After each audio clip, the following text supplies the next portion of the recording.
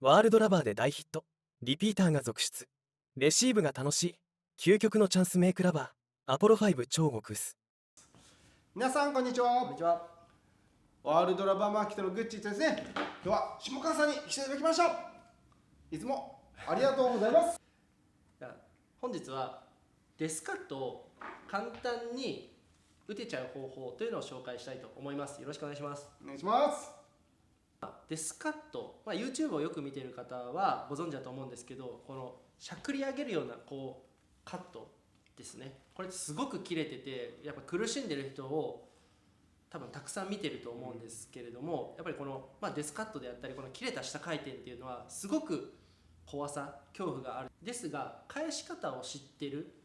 打つ方法を知っているとそんなに怖いものじゃなかったりするので、今回はそのコツというのを紹介させていただけたらと思います。よろしくお願いします。お願いします。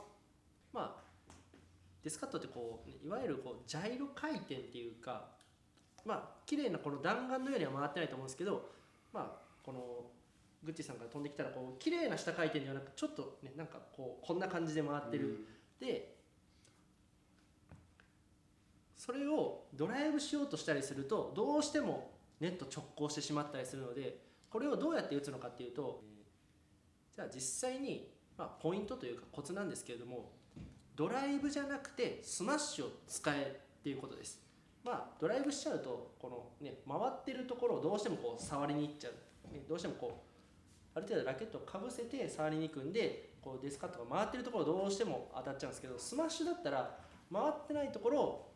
触って打てるような技術になってしまっているので、そのスマッシュっていうのを使えばかなり簡単に打てるんじゃないかなというふうに私は感じているので、実際に紹介させていただきたいと思います。今の入ったら無理だ。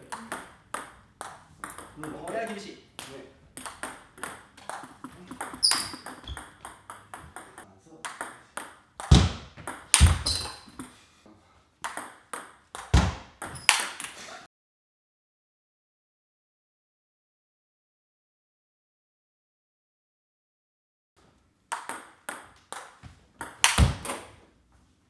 ペンの方が簡単ですね。スマッシュがやっぱ難しいし。そうだね。実際ここから入るかどうか知らんけど。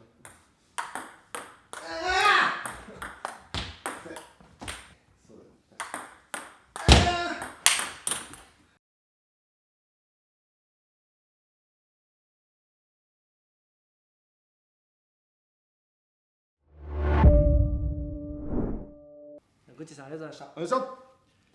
実際にやっぱりまず打てる球と打てない球っていうのは実際存在するので、本当に短いとか本当に低いっていうのは難しいですけれども、高く浮いてこれ打てそうっていうのに対してドライブをするとやっぱりデスカットっていうのはなかなか難しい。まず基本としてはその打てる球をちゃんと打つためにっていうことで使う技なので、この時にドライブしちゃうと回ってるところを思わず触っちゃってボッとって落ちてしまうから、この時にスマッシュを使ってあげるとこの成功確率っていうのはかなり変わってくるのかなというふうに思います。実際に私もワールドラバーマーケットに勤めてて、グッチーさんと何度も試合出ましたけれども、やっぱりこのデスカットを使う相手っていうのに何回か遭遇したんですけれども、このスマッシュを使ってチームメイトを驚かせた実績というか経験もあるので、このスマッシュっていうのは切れたボール、特にデスカットに対してはすごく効果を発揮するテクニックなので、ぜひ参考にしていただけたらと思います。今回はグッチーさんありがとうございました。